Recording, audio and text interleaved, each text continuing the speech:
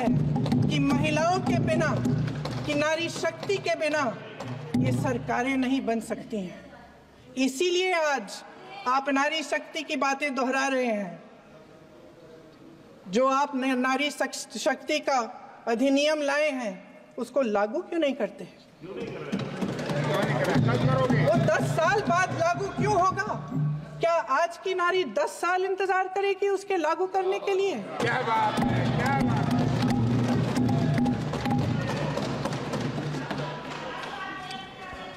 आज संसद में बैठे हुए सत्ता पक्ष के मेरे साथी ज्यादा से ज्यादा अतीत की बातें करते हैं। 1921 में क्या हुआ, कब हुआ, नेहरू जी ने क्या किया। अरे वर्तमान की बात करिए, देश को बताइए आप क्या कर रहे हैं, आपकी जिम्मेदारी क्या है? कि सारी जिम्मेदारी जवाहरलाल नेहरू की है। अध्यक्ष महोदय जी, ये सरकार आर्थिक न्याय का सुरक्षा कवच तोड़ रही है। आज संसद में बैठी ये सरकार बेरोजगारी और महंगाई से जूझ रही हमारी जनता को क्या राहत दे रही है? कृषि के कानून भी बड़े बड़े उद्योगपतियों के लिए बन रहे हैं। सही एमएसपी को छोड़िए, डीएपी तक नहीं मिल रहा है।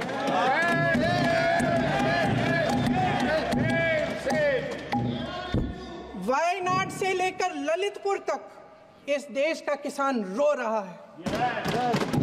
आपदा आती है तो उसको कोई राहत नहीं मिलती।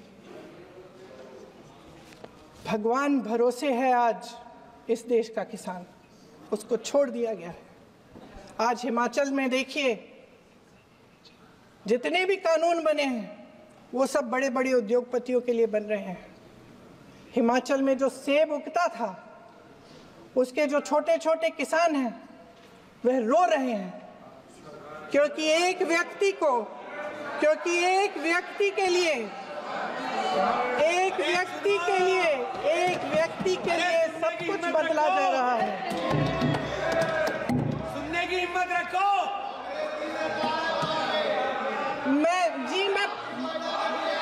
अध्यक्ष महोदय जी, अध्यक्ष महोदय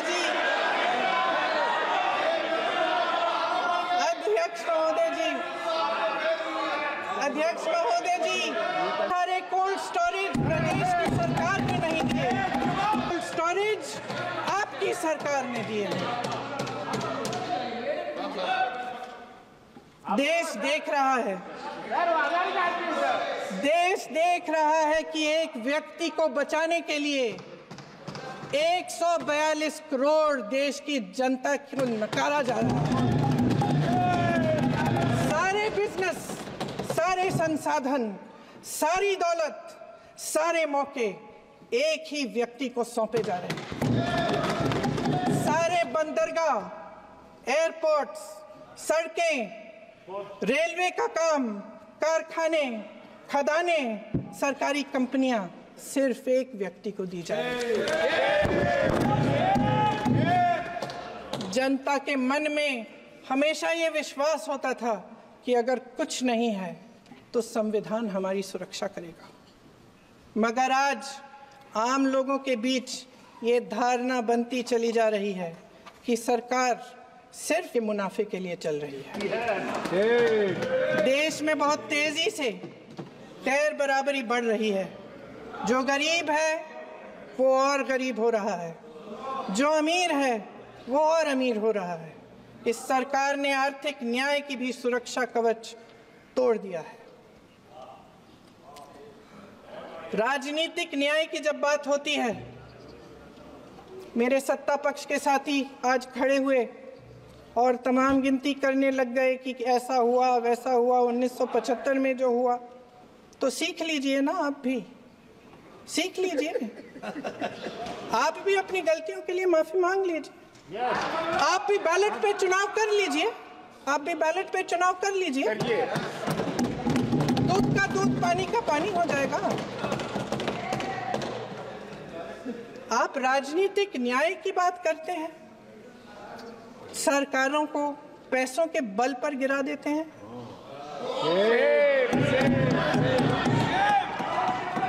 मेरा आग्रह है कि अपन संविधान में सकारात्मक बोले।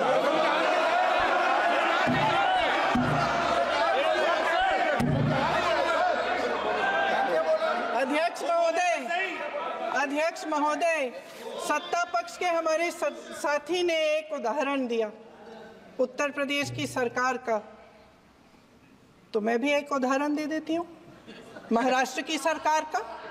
मैं भी एक उदाहरण दे देती हूँ हिमाचल की सरकार को तोड़ने की कोशिश किसने की, पैसों के बल पे की, गोवा की सरकार। तमाम उदाहरण है। राजस्थान की क्या ये सरकारें जनता ने नहीं चुनी थी? मध्य प्रदेश, क्या संविधान इन पर लागू नहीं था?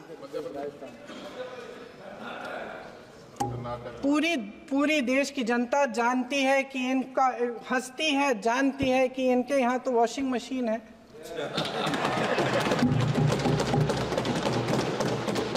तो यहाँ से वहाँ जाता है, वो धुल जाता है। इस तरफ दाग, उस तरफ स्वच्छता। और मेरे कई ऐसे साथी हैं जो इस तरफ होते थे उस तरफ चले गए, मुझे दिख भी रहे हैं, वॉशिंग मशीन में शायद धुल गए हैं। अध्यक्ष महोदय, जहां भाईचारा और अपनापन होता था, जहां हमारे संविधान ने एकता का सुरक्षा कवच दिया था, वहां शक और घृणा के बीज बोए जा रहे हैं। एकता का सुरक्षा कवच तोड़ा जा रहा है। प्रधानमंत्री जी यहाँ सदन में संविधान की किताब को यूं माथे से लगाते हैं, लेकिन संभल में, हाथरस में, मणिपुर में जब न्याय की गुहार आती है, उठती है, तो उनके माथे पे शिकन तक नहीं आता।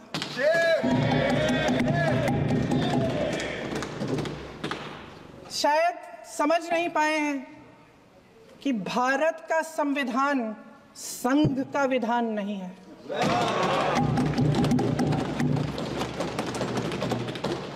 भारत के संविधान ने हमें एकता दी, हमें आपसी प्रेम दिया।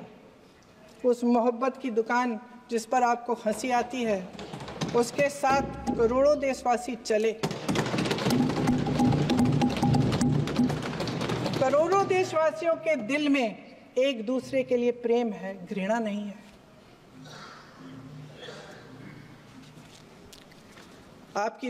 इनकी जो विभाजनकारी नीतियां हैं, उसका नतीजा हम रोज देखते हैं। राजनीतिक फायदे के लिए संविधान को छोड़िए, देश की एकता को भी ये रख नहीं सकते, इसकी सुरक्षा नहीं कर सकते। हमने संभल में देखा, मणिपुर में देखा। दरअसल इनका कहना है कि अलग अलग इस देश के अलग अलग हिस्से हैं, कैमरा। लेकिन हमारा संविधान कहता है कि ये देश एक है और ये देश एक रहेगा। जहां खुला विवाद होता था, अभिव्यक्ति का सुरक्षा कवच होता था, इन्होंने भय का माहौल पैदा किया है।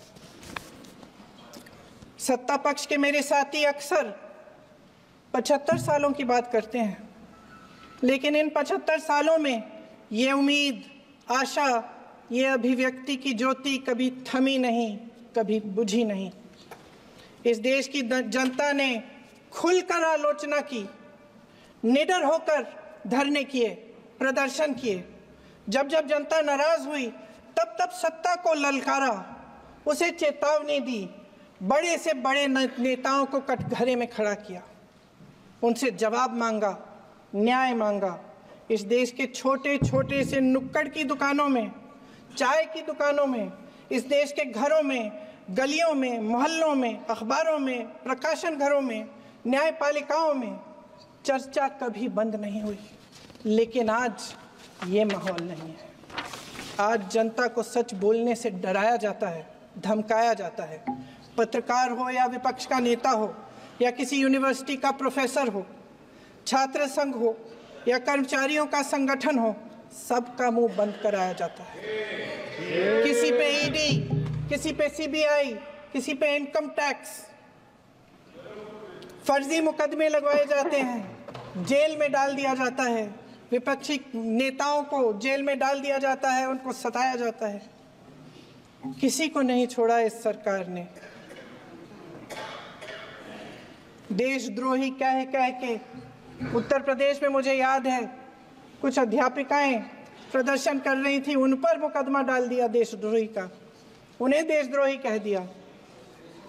इन्होंने देश का पूरा माहौल भय से भर दिया है। इनकी मीडिया की मशीन झूठ फैलाती है, तरह तरह के आरोप लगाती है, और शायद वह भी भय में ही है। महोदय, मैं इस सदन को याद दिलाना चाहती हूं कि ऐसा डर का माहौल देश में अंग्रेजों के राज में था।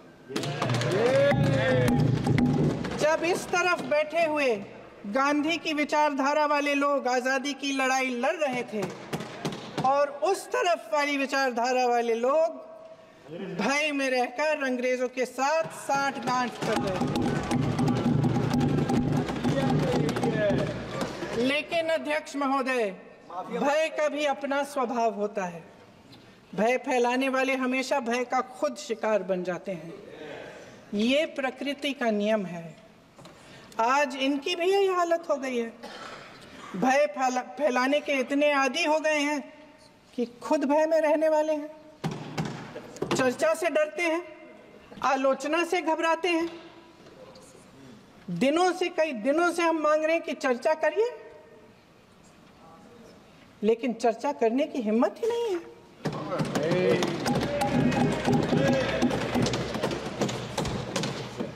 एक कहानी होती थी अध्यक्ष महोदय, शायद बचपन में आपने भी सुनी होगी। राजा भेष बदलकर बाजार में आलोचना सुनने जाता था। ये सुनने जाता था कि प्रजा मेरे बारे में क्या कह रही है, मैं सही रास्ते पे चल रहा हूं कि नहीं। लेकिन आज का राजा, भेष तो बदलते हैं आज के राजा, शौक तो है उनको भेष बदलने का, लेकिन न जनता के बीच जाने की हिम्मत है और न आलोचना सुनने की। महोदय, मैं तो सदन में नहीं हूं।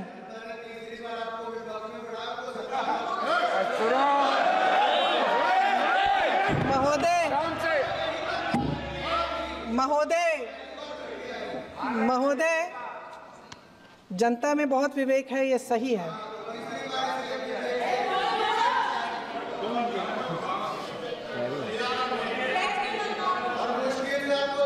अच्छा महोदय, मैं सदन में नहीं हूँ, कुछ हाँ ठीक है, मैं सदन में नहीं हूँ, मात्र 15 दिनों से आ रही हूँ। लेकिन मुझे ताज्जुब होता है कि इन 15 दिनों में इतनी बड़े इश्यूज हैं, इतनी बड़ी बातें हैं, प्रधानमंत्री जी मात्र एक दिन के लिए, शायद 10 मिनट के लिए दिखे हैं सब।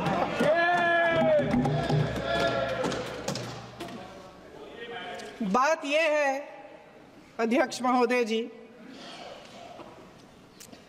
कि ये देश भय से नहीं, साहस और संघर्ष से बना है। इसको बनाने वाले देश के किसान, जवान, देश के करोड़ों मजदूर और गरीब जनता है। संविधान इनको साहस देता है। मेहनती मिडिल क्लास है और इस देश के जो करोड़ों देशवासी हैं, जो रोजाना भयंकर परिस्थितियों का सामना करते हैं, उनको साहस देता है। वायनाड में जो आपदा आई, उसमें एक छोटा लड़का था 17 साल का। 6 घंटों के लिए उसने अपनी माँ को बचाने की कोशिश की। 6 घंटों के लिए आप सोच सकते हैं कि अगर नदी की धारा बह रही है, नाराज है, आप अपनी माँ को पकड़े हो, 6 घंटों के लिए पकड़े रखते हो, कि मेरी माँ बच जाएगी और अंत में वो माँ भी बह जाती है। उस लड़के का साहस,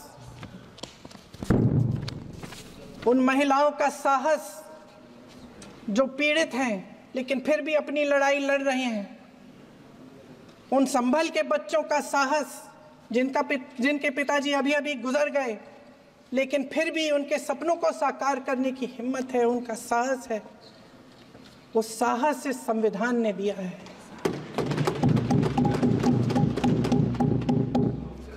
वो आत्मविश्वास इस संविधान ने दिया है। ये देश भय से नहीं चल सकता, ये देश साहस से ही चलेगा।